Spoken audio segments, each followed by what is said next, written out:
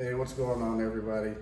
Taken sent me these rechargeable CR123A batteries so I could check them out and let you know what I think. So you know, this is how they come, just in a small little cardboard box here.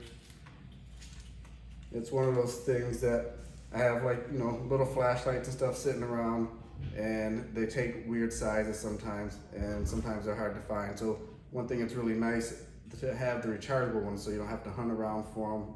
You charge them and then you make sure you have them there.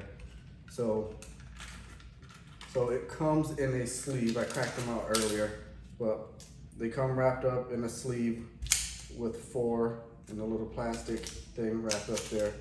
So that's how they come. Again, rechargeable, so definitely worth it. Just make sure you have a charger at home so you can take advantage of that feature. But other than that, I mean, Taken's a really good company and they have really good batteries. So definitely recommend them as a company and the batteries as a good product.